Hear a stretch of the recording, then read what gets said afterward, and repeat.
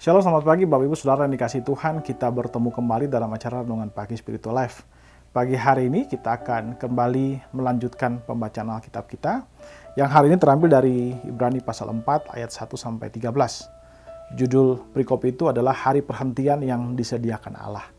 Saya akan membacakan bagian firman Tuhan ini bagi Bapak Ibu Saudara sekalian. Sebab itu, baiklah kita waspada supaya jangan ada seorang di antara kamu yang dianggap ketinggalan, sekalipun janji akan masuk dalam perhentiannya masih berlaku. Karena kepada kita diberitahukan juga kabar kesukaan sama seperti kepada mereka.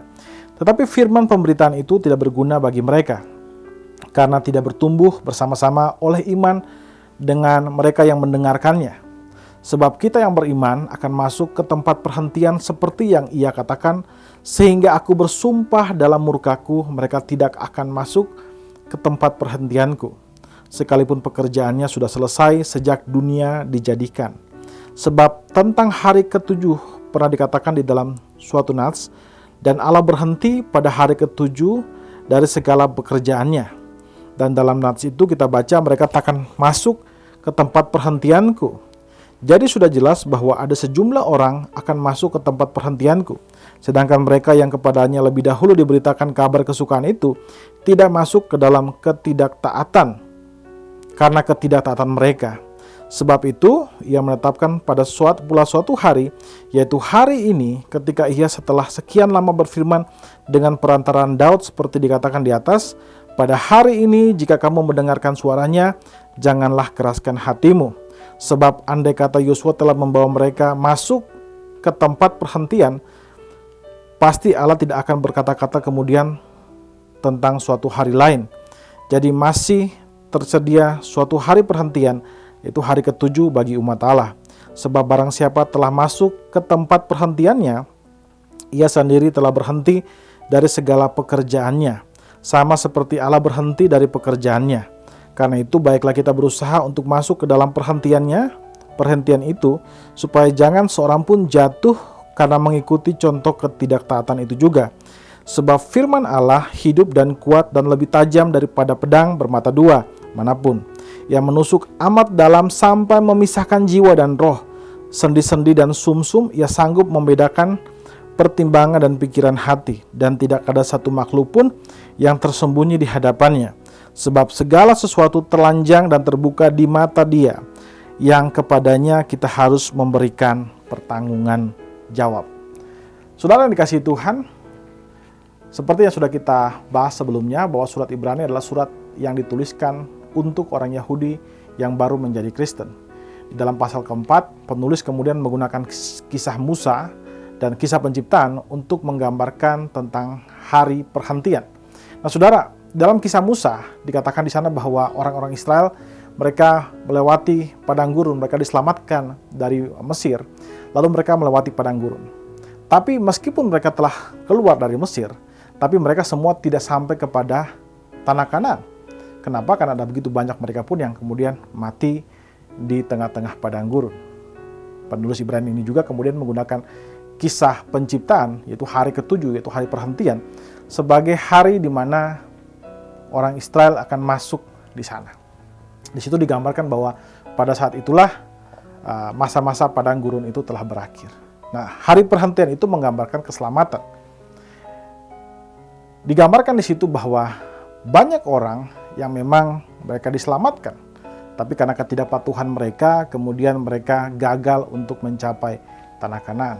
Dia mengambilkan hal yang sama dengan orang Yahudi pada saat itu. Ada begitu banyak orang Yahudi, mereka taat melakukan hukum Taurat, tapi ketika Kristus datang, mereka tidak betul-betul menikmati Kristus. Mereka tidak menerima Kristus. Mereka tidak taat kepada Kristus. Akibatnya, mereka tidak bisa menikmati tanah Kanaan itu, atau hari perhentian itu yang ada dalam Kristus. Dan karena itu, penulis Ibrani mengatakan bahwa sebagai orang percaya, hendaklah kita juga harus taat kepada Allah. Nah, saudara, ini bagian penting yang perlu kita lihat sebagai seorang Kristen. Kadang-kadang ketika kita telah menjadi Kristen, kita berpikir bahwa, oh, saya percaya Kristus, saya masuk surga secara otomatis, tanpa harus mengerjakan tekun untuk mengerjakan keselamatan kita, tekun untuk hidup dalam kesalehan. Nah, hal yang bisa kita pelajari dari perikop ini adalah penulis Ibrani memberikan penekanan bahwa meskipun kita sudah diselamatkan ya, dari dosa-dosa kita, tapi tanpa ketaatan kita akan masuk ke dalam kebinasaan. Ia menggunakan kisah Musa untuk menjelaskan bahwa mungkin orang Israel bisa lepas dari Mesir, tapi mereka tidak akan sampai ke tanah Kanaan. Kenapa? Karena mereka mengalami atau mereka melakukan pemberontakan terhadap Tuhan. Karena itu, sebagai orang Kristen, kita pun harus tekun. Meskipun kita sudah diselamatkan oleh Kristus, kita harus tekun, kita harus taat untuk diubah oleh Kristus. Saudara, sayangnya banyak orang Kristen yang menyatakan diri Kristen, tapi mereka tidak mau meninggalkan dosa mereka. Orang-orang seperti ini dikatakan mereka pun tidak akan selamat. Karena itu marilah kita masuk dalam pembentukan Tuhan atas hidup kita. Kita masuk dengan penuh ketaatan kepada firman Allah dan tekun untuk hidup di dalam kesalehan. Saudara, marilah kita hidup dalam panggilan Allah sebagai orang-orang kudus. Mari saudara, kita ambil waktu sejenak untuk merenungkan firman Tuhan yang baru saja kita dengarkan.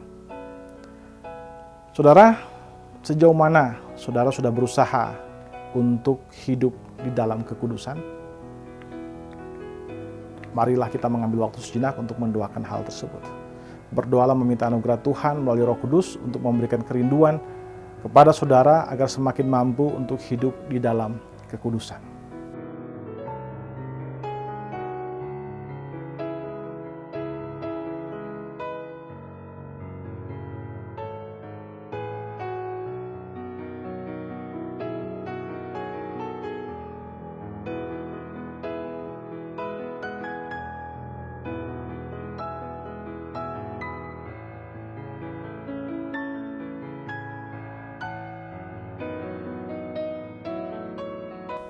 Saudara, marilah kita hidup dalam kekudusan. Mari kita tundukkan kepala, kita berdoa. Ya Tuhan Allah Bapa kami, kami bersyukur buat kasih dan setiamu kepada kami. Terima kasih jika Engkau memberikan kepada kami waktu untuk bisa hadir melalui merenungkan firman Tuhan melalui Spiritual Life ini Tuhan Yesus. Kami bersyukur, berterima kasih buat karya bagi kami Tuhan.